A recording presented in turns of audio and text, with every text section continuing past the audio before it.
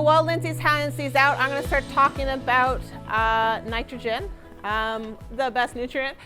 And I'm also going to talk about the 4 R's. Okay, so when you're talking about nutrient management planning, and Caitlin's point of nutrients, you want them on the farm, available to those plants. You don't want them going off the farm. And that's what the 4 R's describes. It's the right source, at the right rate, at the right time, and the right place. So Caitlin talked a little bit about mineralization. I like to draw mineralization which is funny because I'm not a very good drawer. So I like to draw mineralization and what it really means. So when we talk about nitrogen in the soil, you have a lot of organic nitrogen. Can you see this back there? Yes. Okay. So in your organic nitrogen, this could be, say, a green manure. This is a clover. I have to tell you what I'm drawing because I'm not good at it. So this is like the nitrogen that's in your clover. It's bound up in that plant material. Okay? It could be manures. This is a manure patty. All right? So these are all your organic nitrogen is stuff that used to be alive or comes from something that used to be alive. The other key piece of the puzzle is that your organic nitrogen is also your microbes. These are microbes. Doesn't it look like a microbe to you? You're like, Rosie, that's pretty brave to stand up there and draw when you're so bad at it. Okay, so in your organic matter, your organic nitrogen, that also includes a lot of the nitrogen that's in your organic matter. And so mineralization, Caitlin talked about that, and that's basically the process where this organic nitrogen and these complex molecules that your plant can't take up become plant available. I like the term plant available because it makes a lot of sense to me. This is also mineralization, is another word for it. So when you're talking about your organic and mineralizing, it turns into nitrate, NO3 minus. Can you still see that? Let me know if you can. And ammonium, which is NH4 plus. Notice the plus? That means it sticks onto your cation exchange capacity. I think that was in your comic, wasn't it? Yeah. So your ammonium sticks on your cation exchange capacity, okay? So this is what the mineralization process happens, okay? And this is driven by microbes. So when you think about the conditions that make microbes happy, warm, moist, that drives this cycle. When things become not warm and moist, basically it stops this cycle. And so that means that you might have a ton of organic nitrogen in your soil. You probably do because it's all in your organic matter. But it might not become plant available because your soils are too cold, or they're too dry, or they're waterlogged. We'll talk a little bit more about that later. So yes, different forms of nitrogen, organic, and that's for my organic-y friends, this is the main form of nitrogen that you're going to be putting on your fields. You need to wait for it to turn into this to become plant available for it to be useful to your plants. So nitrogen in the plant, it's part of the chlorophyll molecule. It's needed to build plant proteins. So my friends who have forages, you need to be putting nitrogen on your fields to drive the nitrogen content, the protein content of your forages. So the reason I bring up that nitrogen is part of the chlorophyll molecule is nitrogen deficiency. Meaning you don't have enough nitrogen, it means your chlorophyll molecules aren't working properly. Stuff starts to turn yellow. And so this happens in your lower leaves. So one of the awesome handouts that we brought is this really gorgeous, there we go, nutrient deficiency guide. So it's a little handout. You can stick it on your in your pocket. Folds up nice. You can hang it on your bathroom wall so you can stare at it. And this shows you where those nutrient deficiencies show up on your plant. Okay? So the way you recognize the nitrogen deficiencies, it shows up in those lower leaves. So basically you have your plant, it's growing along, and then all of a sudden it starts to run out of nitrogen. And so because nitrogen is mobile within the plant, it can start to steal the nitrogen from down here, lower in the leaves, and bring it up here. Okay? It's going to hurt your yield, but your plant is going to continue to grow. It'll be stunted though.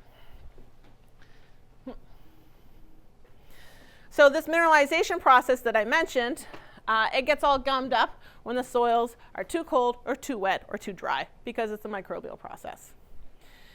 So I talked about this already a little bit. You want warm soils, cold soils. Your microbes aren't happy. It's like how you keep your bread from going moldy. You stick it in the fridge because it slows down that microbial process, right? Moist, you want moist. You don't want waterlogged.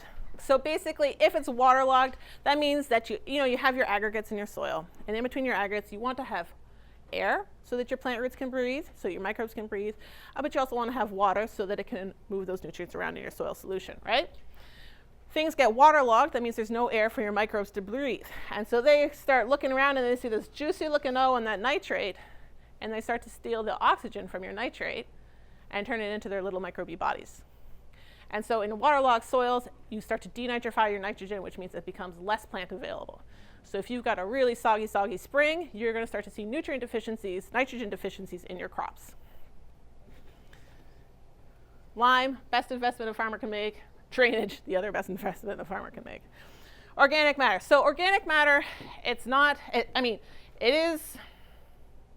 organic matter is it's like the house for the microbes, it's the food for the microbes, and it is the microbes themselves. So when you have organic matter in your soil, this is why we're saying more means better. It means that you have food available for those microbes, you have microbes there, and they're just churning through this mineralization process. They're driving all of the material that you're putting on your fields and making it plant available. So you can find your low organic matter spots on your farm, the top of the hill, for example, or on a slope where you have a lot of erosion. That's where you start to see a lot of your nutrient deficiencies showing up. So maybe it'll hit your mineralization of your nitrogen. Often you will also see that for some of your micronutrients. And that's because you have low CEC, because all of that organic matter that, basically the Velcro for your micronutrients has run off your field.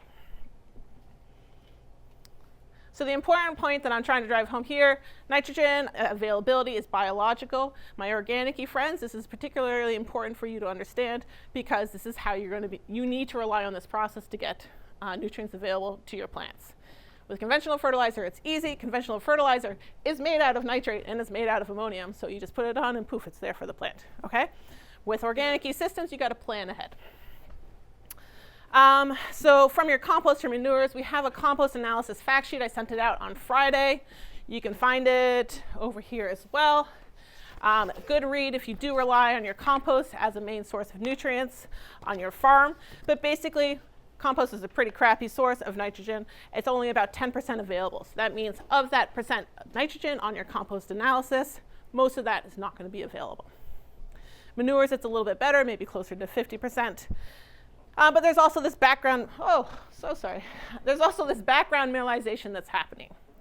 So when we were talking about organic matter, more is better. That background mineralization is providing 15 to 20 kilograms of nitrogen per hectare, like background noise, for every 1% organic matter. So if you've got 5% organic matter, you've got about 100 kilograms of nitrogen just showing up naturally, turning over in your soil every year, which is awesome. Don't rely on just on that, because you're going to start mining your soil and you will start to run into deficiencies down the road. But something to take into consideration when you're considering how much you need to put on your fields. So most of you guys were organic-y in nature, so how many of you rely on green manures to meet the nitrogen needs of your crop, or at least part of it? Raise your hand. Pretty much everybody? There is an awesome book, Managing Cover Crops Profitably. I have a couple of copies here. You can't take them home with you, they are mine, but you can buy them for very cheap online, or you can download it for free. Excellent resource. The reason I like this is because it has these awesome tables in the front, and it tells you roughly how much nitrogen you can expect to get out of your leguminous cover crop. But it's important to note that this is all guidelines, right? So it's not like you grow a crimson clover, it's been there for 5 weeks, and you expect to get 130 kilograms of nitrogen. No, that's not the way it works. You got a crappy looking stand of clover, it's not going to give you very much nitrogen, okay? And so the amount of nitrogen in your cover crop is directly related to how much biomass is there.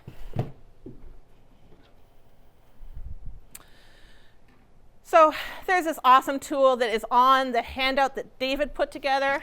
These are some of the awesome resources that he finds helpful on his farm. This is in your handout packet. This is the third one that I'm talking about here. Basically, if you really want to know how much nitrogen is in the cover crop that's on your field, you want to go out there and take a quadrat and figure out how much biomass is there. So you can make a quadrat yourself. You can use a 2 by 2 foot quadrat. That's pretty simple. You can take a hula hoop, even better. Figure out the area that you're sampling, cut it off, weigh it, you know how much biomass is there, send it off to the lab, and they will tell you your percent dry matter, and they'll tell you your percent nitrogen. And then you can enter it into this awesome calculator. So one of the great things, so here it's done the math for you. Say we sampled a 4 square foot area. Where's my forage stick? People who grow forage, we have forage sticks. They're great. Okay, so you've got a 4 square foot area that you have sampled. It weighed about a pound. You send it off to the lab, 25% dry matter, and it's about 2% nitrogen. So that means that you have, it does the math for you, which is why it's nice, 54 pounds of nitrogen in that oat and pea crop. It's not a very good oat and pea crop. And so over here, it talks about 4 weeks pan, 10 weeks pan.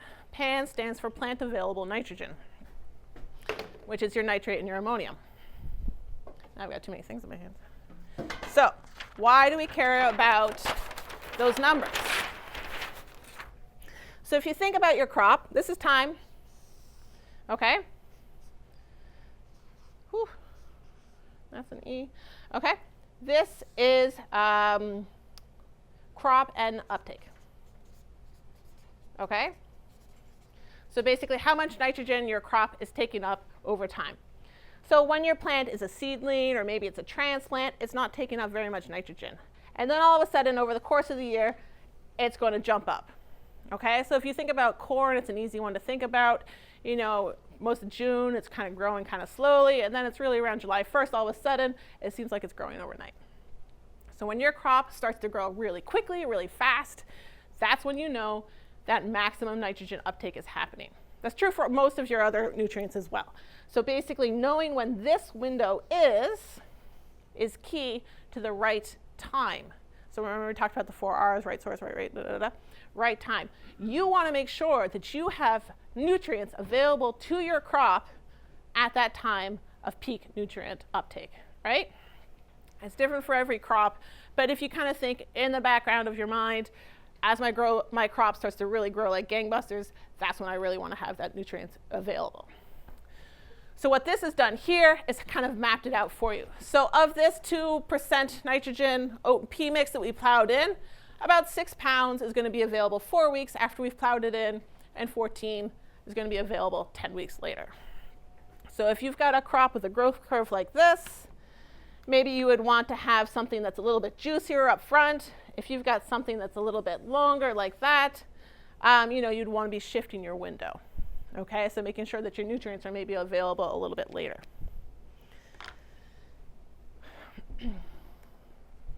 Oh, that's what that slide describes. All right, so if you take something that's super carbony, so Caitlin talked a little bit about carbon to nitrogen ratio. Anybody here use like a carbonous mulch in their fields, like, you know, straw, wood chips, leaves? Yeah. So all of this stuff has a lot of carbon in it. And what happens if you have a high C to N ratio is that this starts to go backwards. Okay? So basically you've put on so much carbon on your field that your microbes are like, I need more nitrogen to break down all of this delicious carbon. And so it starts to suck up some of that super easily available stuff into their little microbe bodies, and it starts to go back into that organic end pool.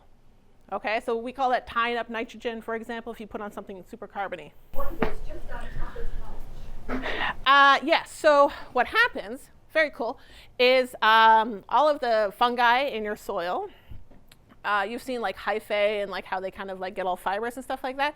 So basically that's the connection between your soil and all of these microrhizae that kind of grow up into that mulch above ground, and it's still sucking the nitrogen out of the top couple of inches of your soil and to break down all of that carbon. For a crop like garlic though, your plant is buried so deep, it's 4 inches, 6 inches into the ground. So it might be sucking nitrogen out of that top 1 or 2 inches, but there might be enough nitrogen down deep low. Good question. Other questions? When we're talking about organic fertilizers, I'm trying to make a mix so I can stage my nitrogen out. Nice. So, but I'm also coming across information where the carbon to nitrogen ratio of, say, blood meal versus feather meal is pretty much the same. Mm-hmm. So why do they break down at different rates, even though the ratio is the same? Good question, good question. Do you have an answer to that? When you say break down, or you mean mineralize? Mineralize, yeah. Okay. I might have to do with oh, David knows. That's why we invited him, really. feathers are made out of a protein called keratin, and it's somewhat resistant to breakdown by microbes. The proteins in blood are a lot easier for the microbes to break down, so they're going to break them down faster. So, you might consider some blood meal for some upfront nitrogen, and then some feather meal for a bit of a more slow release. More on that stuff later. Yes, there you go. Yeah, so the complexity of the molecules and will affect how quickly they break down. Yep, great question. I lost my train of thought. Oh, carbon. Okay, so if you have a super carbony cover crop, so say like this red line here is mature rye, so basically the stem has started to elongate. That's a good sign in your cereals, is that as that stem starts to elongate, it's getting way more carbony. So if you plow in something that's super carbony, it's going to actually tie up nitrogen, but then it'll push that mineralization window to later in the season. Kind of helpful if you're growing something like pumpkins. So guesstimating nitrogen from leguminous cover crops. Ideally, everybody is going to go out there with their hula hoop and take a biomass sample. How many of you are going to go out there with a hula hoop and take a biomass sample? I always recommend it. No one does it. My feelings aren't hurt, per se. So, Can I sneak in a question? yes, With leguminous cover crops. yes. If you have red clover, Mhm. which is native and has been growing here a long time, you're pretty confident that it's fixing nitrogen normally. Yes. But if you have something like, say, crimson clover, Mhm. which isn't familiar to our soil, Mhm. we might not have any of the Rhizobia. rhizobia that work with that clover. Is that going to work into how much nitrogen is being produced? Great question. So you should always, always, always inoculate your legumes. Can you get Organic crimson clover? inoculant. I'm pretty sure crimson clover inoculant is the same as red clover. I will double check that. David is shaking his head. It is not. I don't think it is. I'll double check that and I'll email you. Thank you. Yes, but there are different inoculants. You can't use the same kind of inoculant for all of your different legumes. Different legumes have different inoculants. Hopefully when you buy it from Scotian Gold or wherever, they will pair you up with the right inoculant, but ask questions. Yeah, because the one you use for your vetches is different than your peas and than your clovers. The life cycle of your cover crops, there's a peak spot where you're best to get the nitrogen, because don't they start depleting it as they start to produce flower or plants? Not so much depleting it, they start to go more carbony. Okay. Right? So like if you are looking for the most nitrogen bang for your buck, a rough rule of thumb would be once you start flowering, so like alfalfa, for example, once it starts flowering, that's when you're at your peak nitrogen, where it's the most available once you plow it in before it gets too carbony. It's a little bit different for some other ones. So like peas, for example, have a really long flowering window, so you can kind of let them go a little bit longer. Once things start to kind of dry down, they're again going pretty carbony. Your hairy vetch is the same. Hairy vetch will just flower forever and just keep putting on biomass. So it's a little bit dependent on the cover crop. Other questions? If you mow a leguminous cover crop when it's flowering, will it drop all the nodules and just release all the nitrogen? So Or is that a myth? when you mow a cover crop, will it drop the nodules? So your nodules are for something where you're terminating it by mowing it, or something that you want to regrow? Like what kind of cover crop are you mowing? Like, say, Red clover. Okay, great. So red clover, if you mow red clover, what's going to happen is that it's going to put down some reserves into the roots, which is going to create more nodules, and then it's going to grow again. So if you mow red clover, it's not going to necessarily, as that above ground biomass starts to decompose, it's going to release nitrogen, but it's also going to be creating more nitrogen in its below ground root system. Does that help? I'm just It's not so thinking much- about red clover strips growing between vegetable strips. Are you mowing and blowing, or are you mowing and dropping it in place? Well, I'd like to know which we should do. I would mow and blow. I think more people should be mowing and blowing if they can, depending on your crop. I wouldn't do it on lettuce because it'll get messy, but because basically the nitrogen that is in your rows between your crops is not really giving much nitrogen to your crop. Like, I've got a slide later that shows a pine seedling with some mycorrhizae, but basically it extends your root system, but like we're talking like centimeters. We're not talking like, you know, a foot, right? So like if you are mowing your pathways, that nitrogen's falling down into your pathways and getting your pathways to grow again, which is, you know, fine, but it's not necessarily giving a whole lot of nutrition to your crop. Help? Okay. All right. So for my friends who are not going to be going out with a hula hoop, all right, my rough rule of thumb, and this is super rough because you're talking about a biological system, right? There's not really any hard and fast rules. It's a biological system. It depends on the weather. It depends on how the microbes are feeling that day. It depends on a lot of things. So what I say to people is go out there and take a guess at how much biomass is in your field. It might be worth doing a hula hoop or two just to kind of like key in your eye. But go out there, figure out how much biomass you have in your field of your leguminous cover crop. Assume it's roughly 50% moisture, which means it's 50% dry matter. Easy math. Assume it's roughly 2% nitrogen. Assume maybe 50% of that is going to be available in year 1, and maybe 10% in year 2. And then kind of adjust it. All right? So like that's where you kind of start your ballparking at, and then you adjust it a little bit, okay? So 2% nitrogen, like oats and peas is like 2.3.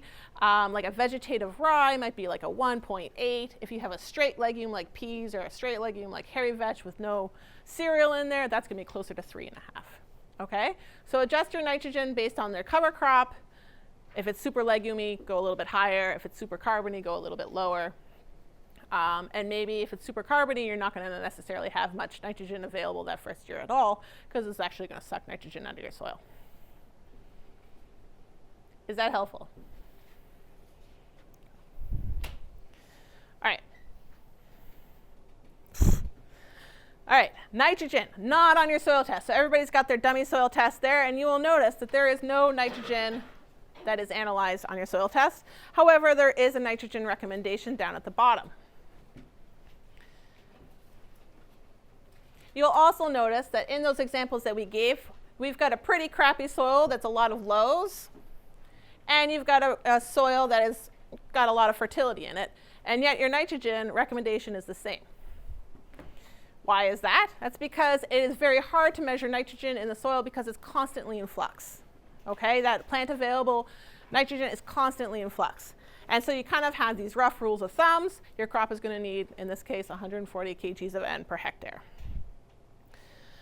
Caitlin's point about don't fill up your cup too much is particularly important with nitrogen because when you have this plant available nitrogen, it doesn't stick around in the soil for long, okay? So like your ammonium will stick to your CEC, but they're not super great. Your nitrate can leach out into the groundwater. That's bad.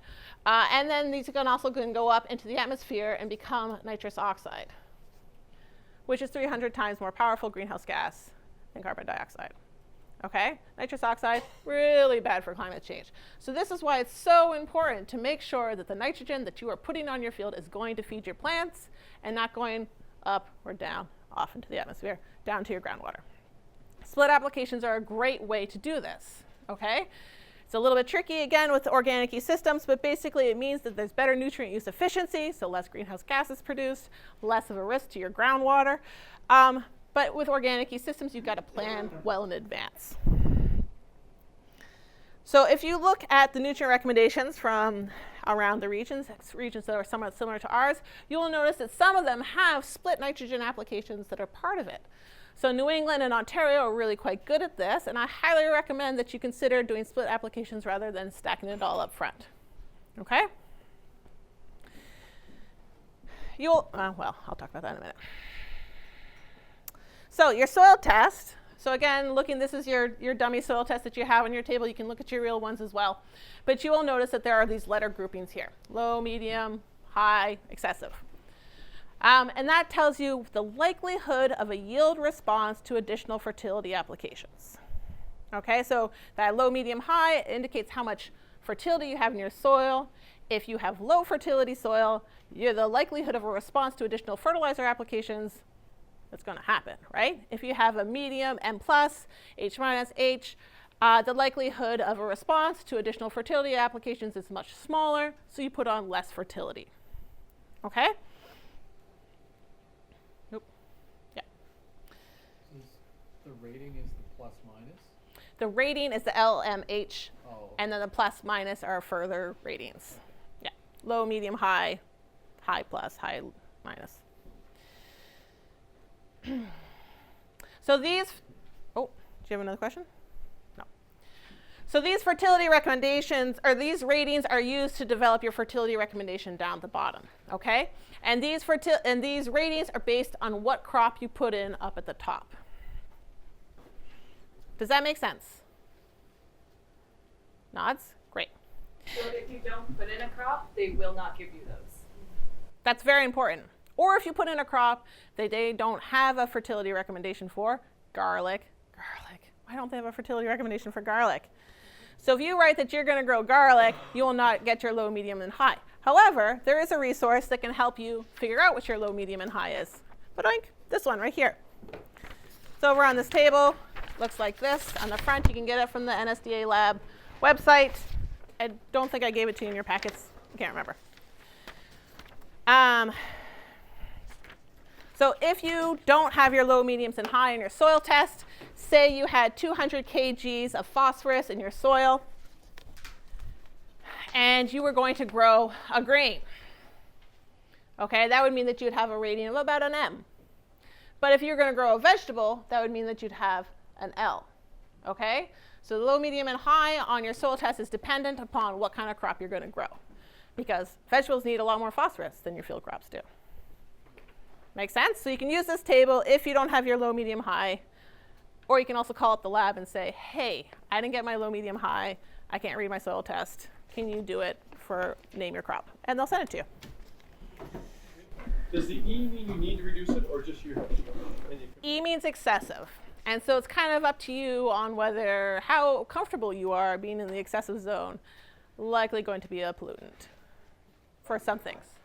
Going to be a pollutant. Like phosphorus, for example, I would be like, I feel a little bad about that. If it's something like potassium or magnesium, those stick into your soil a little bit better. So like, be aware that you are in excessive zone. You don't need to put any more of those nutrients on, but don't feel too bad about it. It's not talking about its impact on the crop. It's just No. the amount that's in the soil. So Amount that's in the soil. It's not necessarily going to damage your crop, but you may need to. Yeah, exactly. So Tim went around and asked you what crop you are growing and gave you some of these beautiful tables. So these are the recommendations that the Nova Scotia Department of Agriculture hands out. I'm just going to tell you right now, they are not very good. They need to be updated. They are a great guideline. I highly recommend that you look at other regions for comparison. So how you use these tables. So okay, basically, we typically would like it if people were to get their soil tested every 3 years. You get your soil tested year 1, you say, I'm going to grow beets here. It gives you a beet recommendation. Year 2 comes, you want to grow beans, but now you don't have your bean recommendation, right? So if you look up on your test, so one of your garden samples says that you have H+ phosphorus in your tomatoes, sorry, not potatoes, whatever.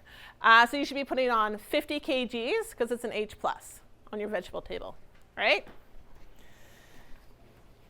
You have an M in your potassium, which means that you should be putting on 130 kgs of potassium per hectare. Does that make sense? Yes. Okay, fiddle around with your own soil tests, and you can always email me, Tim, or Caitlin if you have any questions. So I just told you that the Nova Scotia nutrient recs are not that great. So if you are going to start looking at other regions' nutrient recommendations, which I highly recommend, you can't compare the numbers. You can't say, I have 200 kgs of whatever phosphorus in my soil. What would the recommendation be, say, from Ontario? You can't do that because they use a different extractant. Those numbers don't really mean anything. But your high, medium, and low do. Okay, a low soil in Nova Scotia, a low soil in Ontario would have a similar predictive response to a fertilizer application, and therefore you can use those numbers from other regions with a grain of salt. Okay?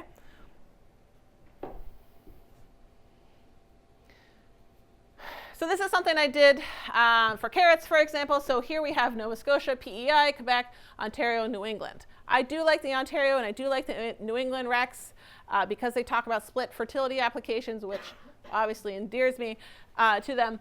So if you were to look at, say you had low phosphorus, maybe you're in the 110 to 130 range in Nova Scotia, you're in a similar range across the board, okay? So you can compare yourself to other regions, but you should definitely know how much you're putting on so that you can gauge whether or not it's working for you and whether you want to adjust in future years.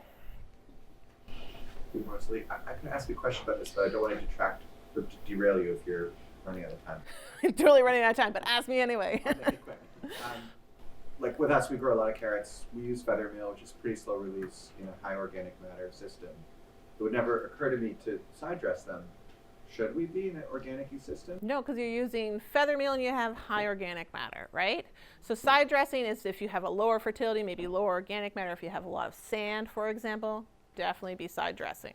We currently fertilize our carrots because they don't seem to use that much. Yeah, I don't actually love any of these recommendations. I think most of them are too heavy on the nitrogen. I would never put on more than 90 kgs of N per hectare for carrots. And like with your 5 or 6% organic matter, you're getting most of that anyway, and the feather meal just kind of boosts it along, keeps it happy. We have Ontario recommendations here in the OMAFRA books. You can buy those online. These are ours. Please don't take them, but you can come and you can take a picture of these tables if you would like to use them for future use. So the thing to keep in, I'm so over time. Tim, you didn't really want to talk, did you? Soil test only gives you a piece of the story. Reevaluate mid-season, see how you're doing. Reevaluate the end of the season, see how it went, and then make note of it and change your practices if you need to. Phosphorus, super important for healthy roots, very important for younger plants. In the beginning of the season, the most common nutrient deficiencies that I see are phosphorus, nitrogen, and sulfur. Okay? Just something to keep in mind. When your soils are cold, these are not necessarily available. Phosphorus is super pH dependent. You want to make sure that you're in that 6.5 range if you want to have phosphorus for your crop. Otherwise, it gets tied up with iron and aluminum. So for your organic systems, you don't have a lot of great phosphorus options. Stuff that comes from manure is great. Your other option really is rock phosphate, which is slowly available. We're talking like, it's rocks. It's got a weather. Slowly available, okay? So look to manures for most of your phosphorus if you can. Okay, so the important thing to know is that phosphorus doesn't go to your plant roots. You got to rely on those mycorrhizal relationships. So when I was talking earlier about how far things can move, like a few centimeters, really, okay? Hyphae can reach up to 8 centimeters. So like around your plant, having good mycorrhizal relationships is important, but it's not giving you feet, okay? Phosphorus deficiency shows up as purpling. It is mobile within the plant, so when you see the purpling in your lower leaves, that's an indication of your phosphorus deficiency. Do pick up one of these. I think they're an awesome resource. It has a decision tree on the back side too, which is great. Sulfur. Because we don't have acid rain anymore, we are seeing a lot more sulfur deficiency showing up, particularly on cold soils. It's a microbial system as well, and it can be leached. Forage. People who grow forage, there was like 8 of you. Sulfur. You need sulfur. And because it's important for protein formation, so if you want to have good forage, you want to make sure that you have sulfur there for that protein formation. It's related to photosynthesis, so your yellowing shows up in those early leaves, okay? So sulfur doesn't migrate in the plant. When you see yellow on your old leaves, nitrogen, yellow on your new leaves, sulfur, okay? Yellow, sometimes a little red, depending on the crop, your brassicas. Sometimes you'll see some redness in your potatoes as well. All sulfur. The important thing to think about in sulfur, so everybody who has their soil test here, you want to be in that 40 kilograms per hectare range. I can't remember what our dummy soils were like. What do they look like? 42, 40, 14, 17. Yeah. So our snap beans and our tomatoes are going to be hurting in our dummy soil tests. So you want to get that up to 40 kgs per hectare. Your brassicas are big removers of sulfur. Your forages, yeah. Alliums, that's the other one. So for my organic-y friends, your sources of sulfur, sulfomag is a great source. Epsom salts, if you fertigate, it's very soluble. You can put it through your fertigation system. Gypsum is by far the cheapest source of sulfur. And there you go. All of these slides are in your notes. But if you are looking for sulfur strictly from manure, it's not all available all at once. It's only about 55% in that first year. Okay, micronutrients. Whew, boy, Tim, I'm so sorry. Don't hate me. So Tim, I think talks about, you have this table in your slide? You deleted that. Okay. Oh, so I'm in charge. Okay. Particularly your horticulture crops, particularly if you use a lot of conventional fertilizer, but in general, most of your horticulture crops are very responsive to micronutrient fertilizers, okay? So this table was not in your handouts, but you can find it up here. But basically, it tells you which crops are most responsive to micronutrient applications. The thing to keep in mind is it's micronutrients. It's not a whole lot, okay? Boron is one that I see very, very frequently as a nutrient deficiency, okay? It's important for nitrogen fixation. So again, in your forage fields, very important to make sure that you got at least a little bit of boron there, but also important in your brassicas. So anybody has ever cut open a broccoli stem and seen it look all hollow, that's a sign of boron deficiency. Not mobile within the plant, so those deficiencies show up in that new growth. You'll see it in broccoli, like your crowns kind of look a little wonky sometimes. And it'll be a little bit of yellowing or a little bit of reddish in your legumes as well. Okay, this is my last slide, but it's important. Important. Micronutrients, very, very small amounts. So we are talking like, I typically will recommend 1.5 to 3 pounds per acre. That's how much boron you need, okay? Not a lot. You put on more than that and everything's gonna die.